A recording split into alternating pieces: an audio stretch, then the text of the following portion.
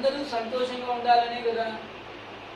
ఆ ఉద్దేశంతో చేసే వాళ్ళ పనులు ఎప్పుడు బ్రేక్ అవ్వవు. ఇప్పుడు వాళ్ళు ఏం చేస్తున్నారు, ఇంటర్నెట్ 10 మందికి అందించాలా, దానివల్ల ఫోన్ మాట్లాడుతున్నారు, నెట్లో ఏదో కొనుక్కుంటున్నారు. ఇప్పుడు చూడండి, ఇప్పుడు నాకు కాల్ వచ్చింది, 8:30 బీహార్ వాళ్ళకు క్లాస్ ఉంది, 1 సార్ 8 అయింది, కొత్త ఈరోజు క్లాస్లో మీరు రండి అని. నేను ఇల్లు కూర్చొని బీహార్ వాళ్ళకు క్లాస్ చెప్తున్నాను. నేను ఎట్లా మన్నాడు పోతాను.